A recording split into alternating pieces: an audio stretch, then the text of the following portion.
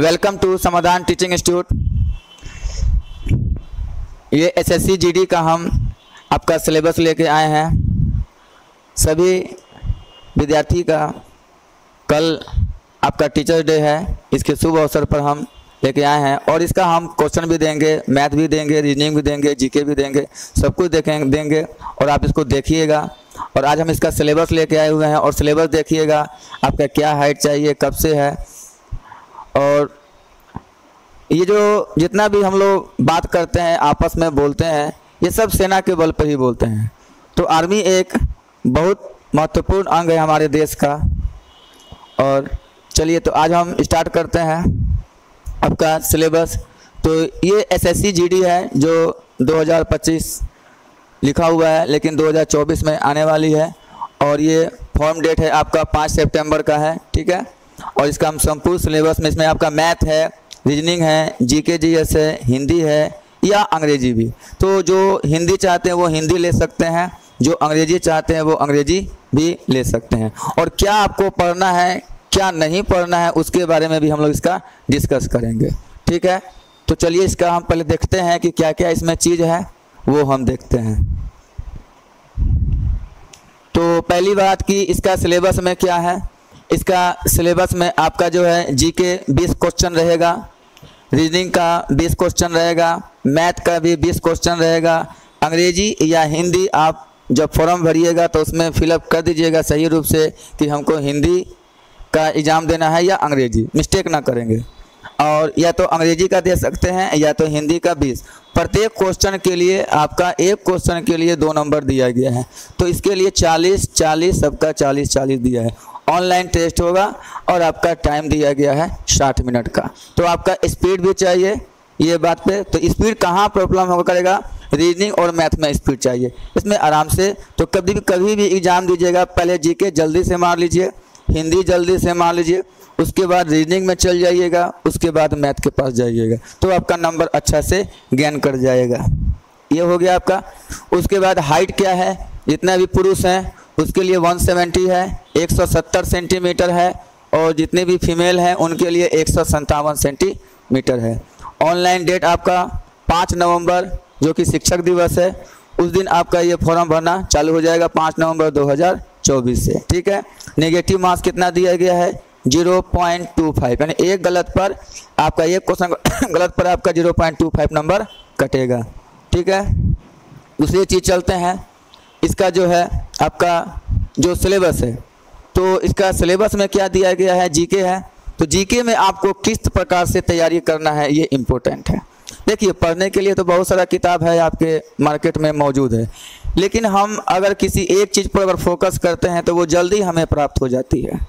तो इसलिए जीके में क्या करना है, आपको भारत और उनके पड़ोसी देश के बारे में जानकारी अच्छा से रखना होगा। सीमा रेखा हो गया, उसका वो चीज़ हो गया, राजधानी उधानी, मुद्रा उद्रा, ये सब पर ध्यान देना है।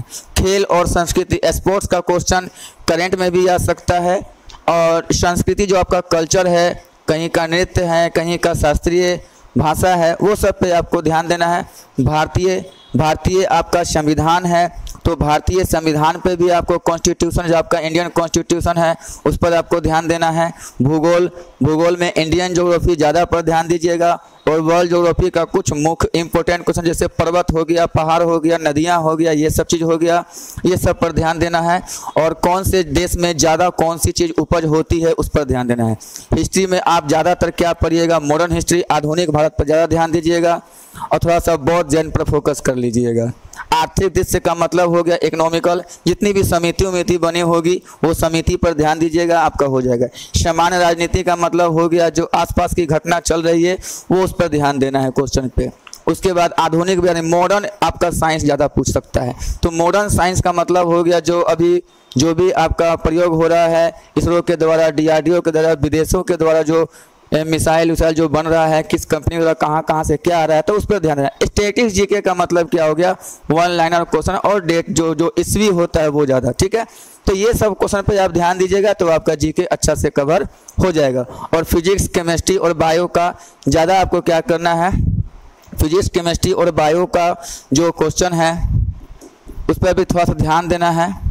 तो कौन सा क्वेश्चन पे ध्यान देना है, जो इजी क्वेश्चन है। तो आप एक नॉर्मल कोई जीके का बुक ले सकते हैं जिसमें फिजिक्स, केमिस्ट्री, बायो का स्टैटिस्टिक्स क्वेश्चन दिया हुआ है, उसको पढ़िए, एक बार, 2 बार, 3 बार पढ़िएगा, ये आपका कवर हो जाएगा।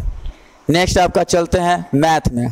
तो मैथ में क्या कीजिएगा, देखिए चैप्टर तो सब कोई जान जाता है कि ये चीज़ पढ़ना है, लेकिन एक चैप्टर को कम से कम आप क्या कीजिए, 2 बार 3 बार बनाइए। ये नहीं कि ये बना लिए तो ये कंप्लीट हो गया अब इसको चलते, ऐसा बात नहीं करना है। एक चैप्टर को जब तक प्योरली ढंग से सही ना हो जाए, एक बार बनाइए, फिर उसको नेक्स्ट डे बनाइए, फिर उसको नेक्स्ट डे, 2-3 बार आप बना लीजिएगा तो ये आपका चैप्टर क्या हो जाएगा, कंप्लीट हो जाएगा। और ऐसे भी हम यूट्यूब में हम डालेंगे ये क्वेश्चन, उसको देखिएगा, हम बहुत अच्छे से बताएंगे। भिन्न मतलब होता है फ्रैक्शन, जो भी दशमलव का जो क्वेश्चन होता है उस पर भी आपको क्या करना है, ध्यान देना है भिन्न का क्वेश्चन पे, ठीक है। तो वो भिन्न दशमलव से क्वेश्चन पे सरलीकरण, जो सिंप्लीफिकेशन, देखिए मैथ का एक्चुअल में जो बोलता है सिंप्लीफिकेशन, सरलीकरण, सभी मैथ को हम सरलीकरण ही करते हैं, सिंप्लीफिकेशन ही करते हैं।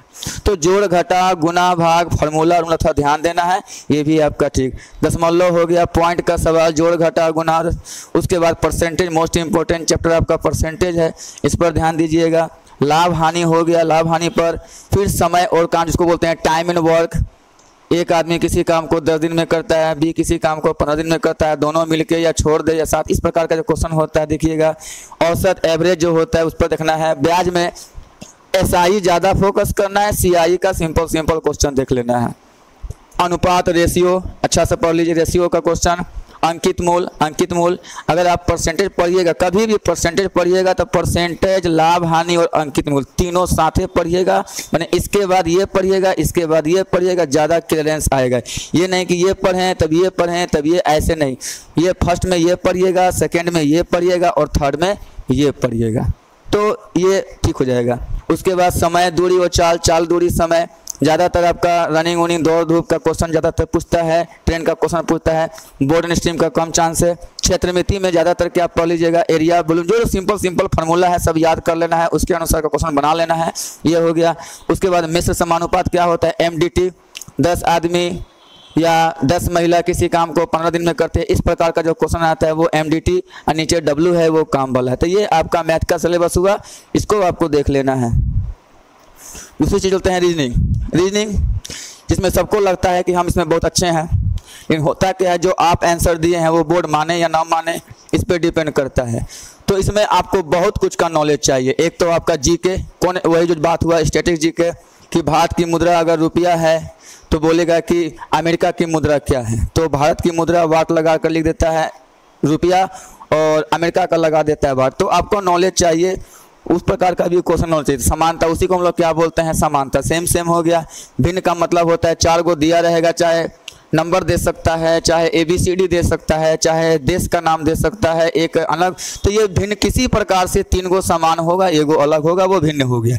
कोडिंग डिकोडिंग क्या होता है, इसको ये कहा जाता है तो इसको कैसे क्या कहा जाएगा, ये कोडिंग डिकोडिंग हो गया। सीरीज मोस्ट इंपोर्टेंट चैप्टर है, 2-3 सवाल 4 सवाल इसका रहता है। ये अंग्रेजी का वर्ड मीनिंग से भी रहता है, अल्फ़ाबेट से भी रह सकता है, ये नंबर से भी रह सकता है, किसी से भी ये सेट कर सकता है।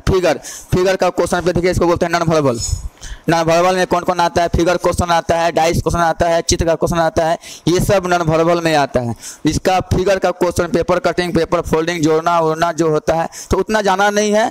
सिंपल क्वेश्चन कौन सा सेट करेगा, कौन इसमें डालना है निकालना है, कौन फिगर इसमें मौजूद है, दर्पण हो तो कैसा होगा, वाटर इमेज हो तो कैसा होगा, तो इस प्रकार का क्वेश्चन बहुत ये हार्ड नहीं होता है, बहुत सिंपल चैप्टर होता है। ये हम प्रयास करेंगे कि ये सब चीज़ को हम ला के आपको सामने प्रस्तुत कर देंगे। उसके बाद क्या है, ब्लड रिलेशन, ये खून का रिश्ता जिसे हम बोलते हैं, ये आपका 3-4 टाइप से पूछा जाता है, इसको भी देख लेना है। डायरेक्शन, दिशा, बाएं दाएं जो मुड़ते हैं तो वो किधर क्या होगा। उसके बाद हो गया संख्या आधारित प्रश्न, आपका घेर दे देगा, घेर के दे देगा, इधर आपको 2 दे देगा, 3 दे देगा, इस प्रकार के, यहाँ आपको 5 दे दिया तो कहेगा बा, तो इस प्रकार का भी क्वेश्चन आपको इंक्रीज कर सकता है। चित्र को छांटना, 4 गो चित्र दे दिया, कौन इसमें अलग है, वो भी हो गया। डाइस जिसको हम बोलते हैं, छक्का बोलते हैं, वो डाइस को आपको देखना है। अपोजिट कभी भी दिखाई नहीं देता। अवलोकन क्या हो गया, जैसे कुछ घोड़े यानी सेलोलिन टाइप का क्वेश्चन, कुछ शब्द लिखा रहेगा उसके अनुसार आपको जवाब देना था। ये आपको हो सकता है ये एग्जाम में आए, ठीक है। तो ये आपका हो गया रीजनिंग का सिलेबस। अब आते हैं क्या, हिंदी का सिलेबस। तो हिंदी तो हम लोग शुरू से पढ़े हुए हैं, जो हिंदी भाषी क्षेत्र है वो तो हिंदी ज़्यादातर पढ़ा हुआ है। तो उपसर्ग प्रत्यय पे देना है ध्यान। पर्यायवाची, एक पर्यायवाची शब्द हो गया, संधि विच्छेद हो गया, समास हो गया, मुहावरा लोकोक्ति हो गया क्वेश्चन, सार्थक शब्द, निरर्थक जिसका अर्थ हो उसको सार्थक करते हैं, जिसका अर्थ न हो उसको क्या कहते हैं, निरर्थक। संज्ञा विशेषण सर्वनाम पर ध्यान देना है। संज्ञा विशेषण और सर्वनाम पर आपको देख लेना है थोड़ा सा क्वेश्चन को। शुद्ध अशुद्ध वाक्य पे ध्यान देना है, ठीक है। सकर्मक अकर्मक तथा पूर्वकालीन क्रिया, ये सब आपका हिंदी का हो गया। कर्तृवाच्य, कर्मवाच्य तथा भाववाच्य। त्रुटि, अब त्रुटि में शब्द का भी हो सकता है, वाक्य का भी हो सकता है, और विलोम जिसे हम क्या कहते हैं, विपरीतार्थक। तो ये आपका हिंदी का सिलेबस हो गया। उसके बाद आते हैं अंग्रेजी का। जो अंग्रेजी में फिलअप किए होंगे तो उनके लिए ये सिलेबस है आपके पास। इरर स्पॉटिंग, जो गलती होता है उस पर ध्यान देना है। क्लोज टेस्ट, कोई लिखा रहेगा उसको फिल करना है, ठीक है। फ्रेज हो गया, एडम्स हो गया, मुहावरा और लोकोक्ति, उसमें हिंदी में इसको कहते हैं वन वर्ड सब्स्टिट्यूशन। बहुत सारे वर्ड का एक वर्ड होता है, बहुत सारे शब्द बोले हैं उसका एक मीनिंग होता है, उसे वन वर्ड सब्स्टिट्यूशन कहते हैं। वो स्पेलिंग इरर, स्पेलिंग पर ध्यान रखो वर्ड कैसा है। उसके बाद रीडिंग कॉम्प्रिहेंशन, कोई चीज़ को पढ़ लेना है और पढ़ के जवाब देना है, उसको रीडिंग कॉम्प्रिहेंशन कहते हैं। एंटोनिम्स हो गया और सिनोनिम्स। एंटोनिम्स हो गया उल्टा और सिनोनिम्स हो गया समानार्थी। जैसे हिंदी में है वैसे आपका अंग्रेजी में। तो इस प्रकार का एसएससी जीडी का आपका सिलेबस है। अच्छा से अगर तैयारी कीजिएगा बिल्कुल आपका ये एग्ज़ाम निकलेगा। और नर्वस ना होके आराम से एग्ज़ाम दीजिए, आराम से पढ़िए, एकदम सटीक तैयारी कीजिए और एक रूटीन बना लीजिए कि हमको किस टाइम क्या पढ़ना है, किस टाइम क्या पढ़ना है। तो बेस्ट टाइम क्या होता है, रात भर आप जीके पढ़िए, मॉर्निंग उठ के करंट पढ़ लीजिए, थोड़ा सा 10-15 मिनट पढ़ लीजिए, और दिन भर आपको एक ही काम करना है, मैथ और रीजनिंग। इस प्रकार से तैयारी कीजिएगा, सटीक तैयारी होगा, कम समय में आपका वैकेंसी आपका जो आया हुआ है उसका एग्ज़ाम निकल जाएगा। उसके बाद आपका रनिंग है उस पर फोकस कीजिएगा, आपका एग्ज़ाम हाथ में आ जाएगा, नौकरी भी हो जाएगी। तब तक के लिए खुश रहिए। धन्यवाद। जय हिंद।